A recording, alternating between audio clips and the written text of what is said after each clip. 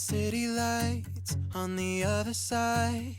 You're calling me up at the same time. I'm in the daylight. You're calling to say hi, but your words, they cry. If there's something that you need to say, I know it ain't easy living inside your brain, for sure.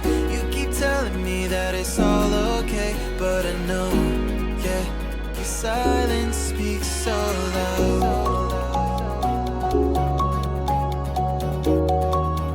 Your silence speaks so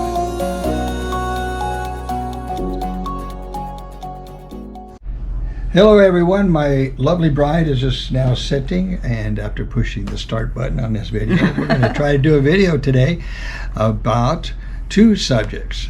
In one, inflation here in the Philippines versus that of the United States in our case, or the other Western first world countries around the world that are suffering from crushing inflation. And the other topic is going to be about Google Voice, and you're going to talk a little bit about the phone that we're using right here in the Philippines. Thank you. Very good. That's Very good. So firstly, I'm going to talk about the inflation, because people are really kind of curious to see if inflation is hitting the Philippines as hard as it has devastated the good old USA. All right. Oh, yes. And that's one of the reasons we left the United States, was because of the out of control, reckless spending by the U.S. Government.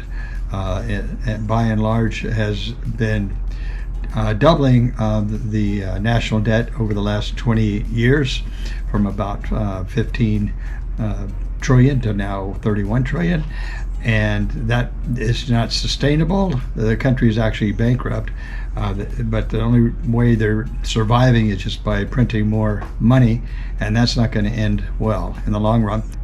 And now we have skyrocketing inflation and just about everything you can imagine. And the funniest thing now is the eggs, isn't it? The eggs in America right now is the problem. It only It's costs so you expensive. $1, guys, for an egg. That's, Yeah. Why complain about something like that? Who doesn't want to spend $1, $12 for a dozen? Yeah, So that's probably one of the final straws. Chicken prices and everything else too. Yep. Yeah. Also, the rent in America is so high now. Oh, the rent is so unaffordable. We just had to get out of there. But we wanted to come over here anyhow, aside from all that stuff. But it really is something to consider. You really get, if you're on retirement like we are, it really gives you a boost to your spending power. So how about the Philippines right now? How about the Philippines for inflation? Yeah. Well, we're not seeing very much of it. We've revisited our expenses from when we were here in December of 2019, and we see that our rent that we had at Marpaz Apartments is the same price that it was back in 2019.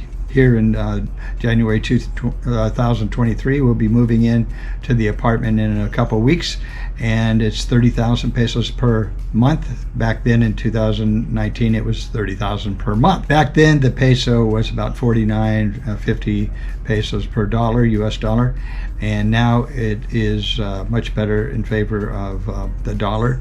It's 54, 55 pesos per dollar, which equates to about our rent would now be, with that exchange rate, $555 per month, instead of what it was in 2019. It was $600 per month with the exchange rate. So it's much better now for us. That's one thing.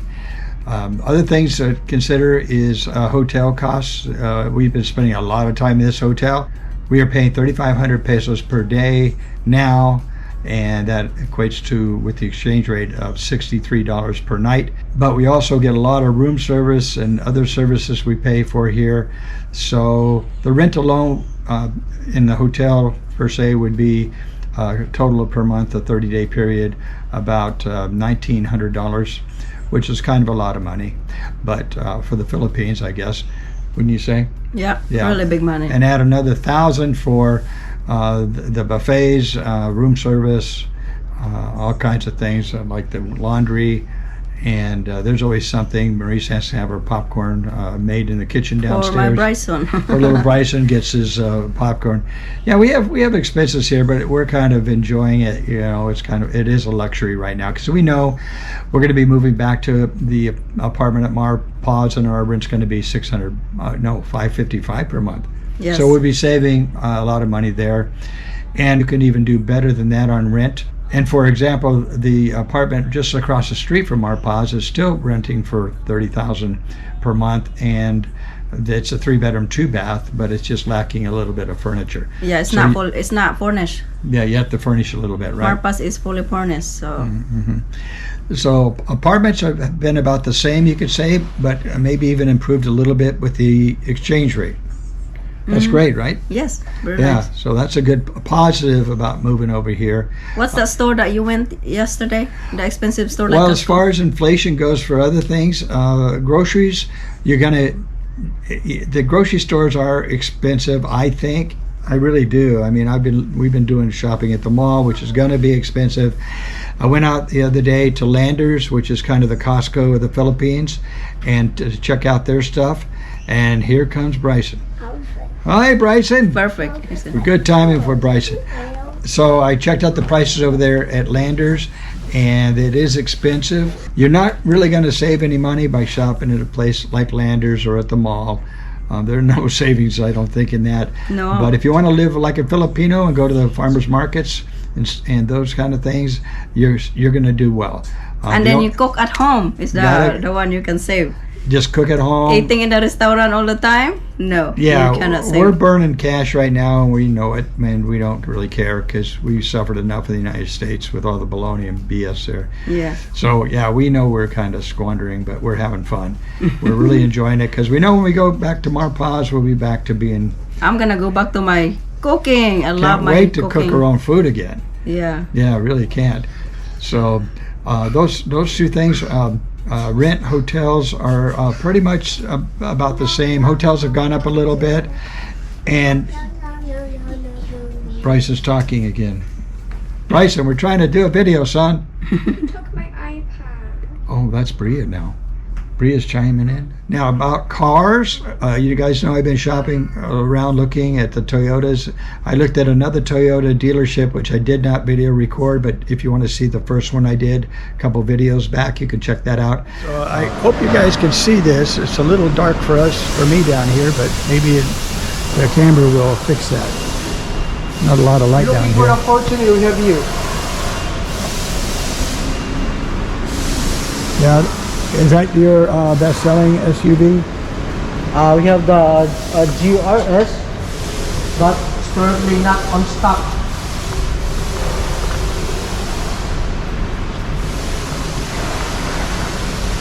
And then do you have some of those pickups? Yeah, sir, we have. We have our Conquest 4x2 manual transmission. On a pickup, I like 4x4 or all-wheel drive. But, Yeah, we have, but currently we don't have the actual unit to be inspect. We have the 4x2. Oh, the Helix. The prices are not really terrible, but they are kind of overpriced, I believe, because the quality is not the same that we have in the United States. I can tell there's a lot of differences, but it's good. They can be good cars. And what's the one I liked? I was looking at the Toyota Mabolo. Fortuna. Yeah, Fortuna. Fortuna is a pretty good car. It's still going to be like over like 2.3 million pesos. That's too much, for God's sake. Yeah, for the Philippines, and it's not even top of the notch quality. Yeah. But it's good for over here. It's a Toyota. They can service it easily enough. Toyota is a really good brand. I had it in the United States. Well, of course, I have my Lexus, which is a Toyota brand. It's still in storage over there. But I also had a Toyota pickup in the 1980s that was really good. So I'm happy. I could happily buy. Oh, Bryson is talking. I could easily buy a Toyota again over here, but I'm not sure I really want to dump 2 million pesos on a vehicle right now. So We're probably going to just buy a tuk-tuk for about $3,500, I think. Yeah, because we like For to now. hold on our cash. Yeah, we like it. We like cash. Cash is king. Yeah. So, and down the road, maybe one of you expats want to sell me your secondhand Fortuner. Yeah, just Yeah, keep comment me us in mind. below. Yeah. I want to buy a one owner, like I did with my Lexus in the United States. It was one owner. It was 3 years old, and I saved a boatload of money on that one, about $30,000 when I purchased it, because it was like 3 years old. Had 67,000 miles, and now I put 300,000 on it. So I'm looking maybe secondhand. Dealerships will not give you a break on the secondhand car. Yeah, so instead of like 2.3 million for a brand new one, they only want 1.9 million pesos. So you're not going to get a break at the dealership. A one-owner guy, I would seriously consider buying from like an expat going back to the States or wherever they're going back to. Yeah. I would do that, and if I knew the history and knew it really was one owner, because I really can't trust the dealerships. Not here and not in the United States, you can't trust. Yeah, because if the car will be in the dealer, there's gonna be a lot of lie to it. Okay, so enough of that. So that's the deal on cars, and stay out of the grocery stores if you want to save money, and you'll be much better just shopping at the farmers market and live like a Filipino. Now, how about the Google Voice? Yeah, the Google Voice. Marie set up the Google Voice for us before we left the United States, and you got to do it while you're in your country. You got to do that. And you have to have a phone number that's working active in the States. And then, so I'll take it from there. How do you do it? Is it complicated? No, it's easy. In your phone, go to the apps and download the Google Voice, and then after you download, open it. And you have to start answering the question. Just follow the instruction, and then they will give you the option. But you have to pick what states do you like, and then they will give you the choices of the number, and then you pick which number you like, and then you click it, and then that's gonna be your Google Voice number. And then it's so simple, very easy. And after that, you can use it when you are in the Philippines. What I like about it is you can select the state that you want to show your presence in, and that can work out for you if you're setting up a domicile, like in South Dakota, or in our case, we set it up in Florida. So it really works good. It establishes your presence better. What I like about Google Voice too is it's free, and it works really well. I've tried it. I call my bank.